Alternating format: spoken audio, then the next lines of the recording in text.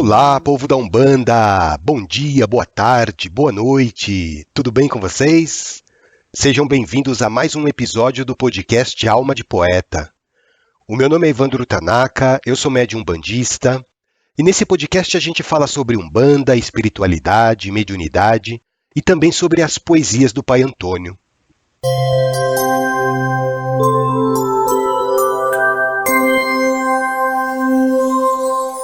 Eu queria começar esse episódio fazendo uma analogia para vocês. A Umbanda, assim como o kardecismo, são duas torres em construção. Quanto mais o tempo passa, mais essas torres vão ficando altas. E quanto mais elas ficam altas, mais abrangente se torna a visão dos operários que nelas trabalham.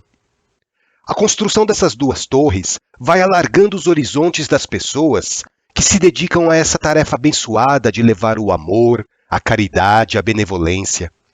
O trabalho abnegado e árduo desses operários do bem vai expandindo a nossa compreensão acerca dos fenômenos da vida. Vai construindo dentro de cada um de nós os alicerces que vão sustentar o nosso futuro. Quanto mais nós nos dedicamos à construção dessa obra, mais nós vamos desenvolvendo a nossa tolerância, a nossa paciência, o discernimento necessário para aprimorar o nosso espírito.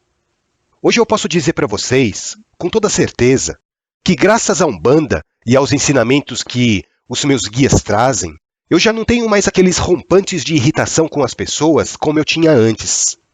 Hoje eu me esforço para tentar compreender as minhas limitações e também as limitações dos outros. Eu já não entro mais em discussões sem sentido, discussões que servem apenas para alimentar o meu ego, discussões que servem apenas para tentar impor o meu ponto de vista.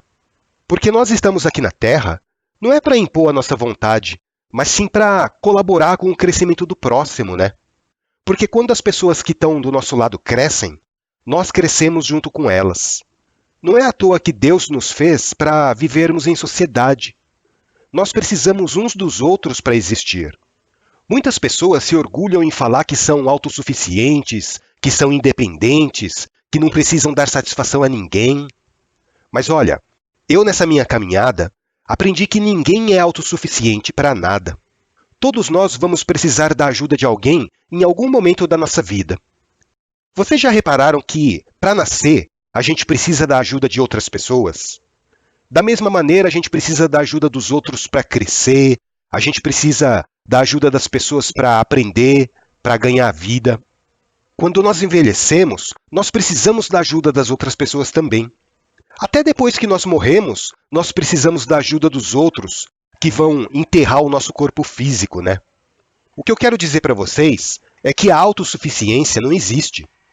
As pessoas dizem que são independentes, que fazem o que querem. A Umbanda me ensinou que todos nós dependemos um do outro. Eu dependo das pessoas para ganhar dinheiro, eu dependo das pessoas para ter roupas, eu dependo das pessoas para ter uma casa. Vocês já pararam para pensar que até para ter um filho, a gente depende de uma outra pessoa? Ninguém consegue reproduzir sozinho, né? Ah, Evandro, e se eu quiser fazer uma produção independente? Ter um filho por conta própria? Bom, mesmo assim você vai depender de outra pessoa, né? Você vai depender de alguém que te doe o material genético reprodutivo. Você vai depender dos médicos que vão te auxiliar nesse processo.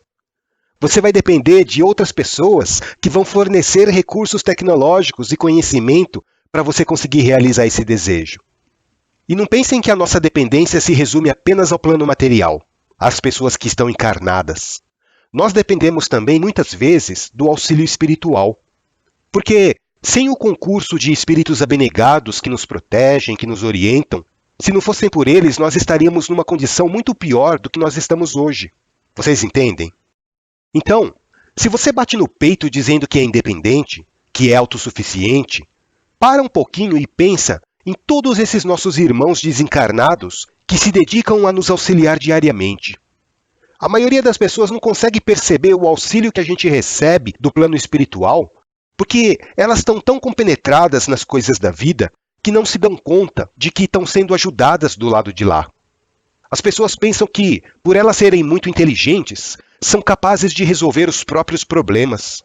E elas acabam não percebendo a atuação dessa espiritualidade amiga que nos acompanha e que se desdobra para que nós tenhamos um pouco de bem-estar aqui na Terra. Porque esses seres invisíveis e caridosos que nos ajudam, eles nos ajudam por amor, né?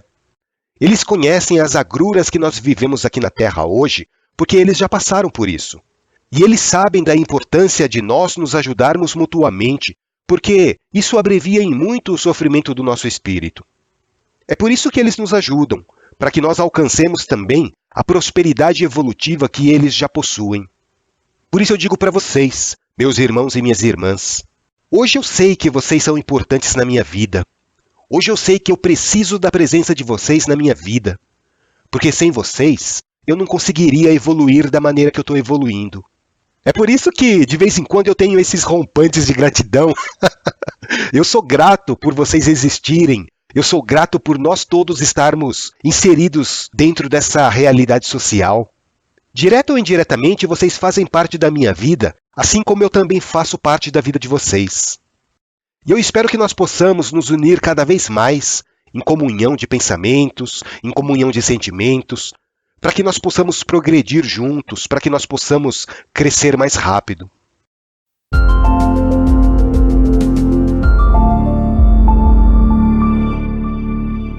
E essa maneira de pensar que eu tenho hoje foi a Umbanda que inseriu na minha vida. Afinal de contas, a Umbanda, assim como o kardecismo, foram trazidos até nós pelo plano espiritual justamente para revigorar nossa fé, para renovar os nossos anseios, né? É através da Umbanda e do kardecismo que ocorrem as demonstrações mais lindas e cristalinas sobre a imortalidade da alma, sobre a existência de Deus. A Umbanda e o kardecismo são caminhos paralelos que seguem na mesma direção. E eu diria que são caminhos que de vez em quando se entrecruzam, né? E quando ocorre essa comunhão de esforços para trazer as mensagens da espiritualidade de luz, eu percebo o quanto nós precisamos ser tolerantes com relação às outras crenças. Não interessa qual religião você segue, não interessa qual religião você pratica, com qual religião você se identifica mais, porque todas as religiões vão nos conectar a Deus. A pessoa que abraça uma crença com sinceridade e que cumpre os dogmas e os preceitos daquela religião que ela abraçou, de consciência reta, ela vai estar sempre sob a assistência de Deus, ela vai estar sempre sob a assistência dos bons espíritos. Às vezes, um costume que determinada religião tem pode parecer um absurdo para seguidores de outra religião, né? Quer um exemplo do que eu estou falando? A confissão na Igreja Católica, por exemplo. Muitas pessoas de outras crenças, elas não compreendem o ato devocional que os católicos têm de entrar dentro de um confessionário e confessar os seus pecados para um padre. Tem gente que acha isso um absurdo. Afinal de contas, o padre é um homem como outro qualquer, né? Só que, para as pessoas que praticam o catolicismo, o ato de se confessar é uma das atitudes mais nobres para purificar o espírito. Para essas pessoas, aquele homem que está vestindo a batina é um ministro de Deus, ele representa a santidade. E na Umbanda? Na Umbanda, por exemplo, o costume que nós temos de trocar bênçãos entre os nossos irmãos de fé, ou de pedir bênçãos ao pai de santo, à mãe de santo, muitas vezes também é incompreendido ou até ridicularizado pelas outras pessoas. Assim como as pessoas também não entendem a necessidade de se ajoelhar para uma entidade incorporada. Elas pensam assim: desde quando um espírito de luz precisa dessas reverências mundanas? Bom, na Umbanda, a atitude de se ajoelhar perante uma entidade de luz não é para cultivar o ego daquela entidade, nem do médium que está recebendo, mas sim para demonstrar o respeito, para demonstrar o nosso carinho, a nossa gratidão por eles estarem ali, doando o tempo precioso deles para nos transmitir mensagens consoladoras. E a atitude de trocar bênçãos é para nos lembrar que nós somos uma grande família, independente de pertencermos ou não ao mesmo terreiro. E o envolvimento das pessoas com os dogmas da sua religião mostram o grau de humildade que aquele devoto carrega, ou pelo menos que ele deveria carregar para iniciar a sua ascensão espiritual, né? Praticar os ritos da religião revela humildade. Os muçulmanos ajoelhados no seu tapete dentro da mesquita, encostando a cabeça no chão enquanto fazem as suas orações. Os umbandistas deitados de bruço diante do congá para bater a cabeça. Os católicos se ajoelhando diante da imagem de Jesus e fazendo o sinal da cruz. Os budistas unindo as palmas das mãos junto do peito e curvando a cabeça em reverência aos antepassados. o povo xamânico em atitude respeitosa em volta da fogueira para cultuar a natureza e os ancestrais. Percebam que todas as religiões têm o seu ritual característico, né? E não é porque os rituais são diferentes que Deus vai abençoar um ritual em detrimento de outro. Que Deus vai desprezar os rituais porque são diferentes daquele ritual que você pratica. Eu digo o seguinte para vocês: mais vale você ter um ritual, seja ele qual for, do que não ter ritual nenhum. Eu lembro que logo quando eu comecei a frequentar as giras de Umbanda, e mesmo depois quando eu comecei a desenvolver a mediunidade, eu era muito crítico com relação a rituais. Não só o ritual da Umbanda, como de qualquer outra religião. Eu achava que o ritual era algo desnecessário. E eu lembro que teve uma vez que o pai Antônio veio para mim e disse assim: filho, respeita e pratica os rituais da fé que você escolheu seguir, porque os rituais são mais importantes do que você pensa. São os rituais que vão condicionar a sua mente para que você intensifique a sua conexão com um plano maior. Os rituais são necessários para condicionar a sua mente. E naquele dia, eu não concordei e questionei o pai Antônio sobre isso.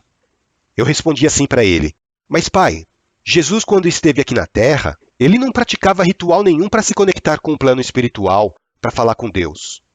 E daí eu continuei questionando o pai Antônio. Se Jesus é o exemplo maior que nós precisamos seguir em nossas vidas, e ele não praticava ritual algum, por que eu deveria fazer algo que ele não fazia? E daí o pai Antônio passou a mão espiritual na minha cabeça, como se fosse um pai amoroso que faz com o seu filho querido, né?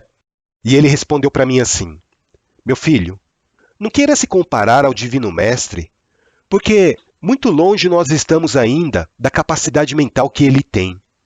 Jesus é um espírito ascensionado, possui uma capacidade muito maior do que a nossa de se conectar diretamente com as esferas crísticas. E ele já não possui mais a necessidade de condicionar a sua mente, porque ele já está numa constante comunicação com Deus. E o pai Antônio, cheio de carinho, continuou falando para mim: filho, você se lembra quando você era criança pequena, quando estava aprendendo a fazer as primeiras contas para somar os números? Como você precisava do auxílio das suas mãos para contar os números nos dedos quando queria fazer uma conta simples, quando você queria somar 4 mais 3? Você usava suas mãos como um ritual para condicionar a sua mente. Mas hoje, que você já está adulto, você já consegue fazer essa conta de cabeça, não é verdade? Sem o concurso das mãos, porque a sua mente já ficou condicionada a trazer o resultado automaticamente. Hoje você já não precisa mais do ritual das mãos para fazer as contas simples. E o pai Antônio continuou falando: a mesma coisa acontece com a nossa fé, com a capacidade que nós vamos desenvolvendo no decorrer dos séculos de adquirir habilidades que hoje nós ainda não possuímos. Quando Jesus veio aqui na Terra, ele já conseguia usar a força da sua mente e do seu espírito para produzir os resultados que ele desejava. Mas nós ainda não temos essa capacidade. E por isso nós precisamos usar os rituais religiosos para ir gradativamente condicionando a nossa mente. E quem sabe no futuro, nós também conseguiremos, com a graça do nosso Pai Olorum, produzir as mesmas maravilhas que o nosso Mestre Jesus produzia. E eu lembro que o pai Antônio terminou de falar isso e os meus olhos estavam marejados. Era um misto de sentimentos dentro de mim, sabe? Eu estava emocionado porque ele havia usado um momento da minha infância para me exemplificar, para me transmitir aquele ensinamento. E ao mesmo tempo, eu estava envergonhado pela minha prepotência em querer me colocar no mesmo patamar de Cristo. A partir daquele dia, eu dobrei o meu orgulho e comecei a praticar os rituais da Umbanda sem fazer julgamentos. Quando eu praticava um ritual, a única coisa que eu questionava era o fundamento daquele ritual, o motivo pelo qual aquele ritual era feito. E quase todos os meus questionamentos eram respondidos pela espiritualidade. Claro, de acordo com o meu grau de compreensão na época, né? De acordo com aquilo que eu conseguia assimilar. Então, meus irmãos, não importa qual seja a sua religião, não importa qual seja a sua crença, pratiquem os rituais da sua fé de coração aberto, certos de que aquilo que você está fazendo está servindo de alguma forma para o seu fortalecimento espiritual. Porque não existe um ritual melhor do que o outro. Os rituais servem apenas como ferramentas que auxiliam no condicionamento da nossa mente. Deus não toma partido dessa ou daquela religião, porque o nosso Pai Celestial atende o chamado dos seus filhos onde quer que eles estejam. desde que nós o chamemos com amor, desde que nós chamemos ele com fé, desde que a nossa crença parta de um coração sincero. Não interessa se você é muçulmano, se você é cristão, se você é budista. Não interessa se você faz a sua prece na glória suntuosa de um altar coberto de ouro, ou se você faz a sua prece caído no silêncio da mata, ou então no interior do sertão, dentro de uma casinha de barro. São os homens que escolhem, através da sua cultura, através das suas tendências, a maneira mais propícia de cultuar a sua fé, de servir a divindade. E Deus, através dos seus assessores diretos, Ele ouve e atende a nossa súplica no momento certo. Bom, hoje eu misturei um monte de assunto, né? Fui falando o que vinha na minha cabeça. Eu espero que vocês não tenham se perdido nesse labirinto de pensamento que eu vou construindo enquanto eu gravo os episódios. Ah, gente, eu estava me esquecendo. Antes de terminar esse episódio, eu queria fazer um apelo para vocês.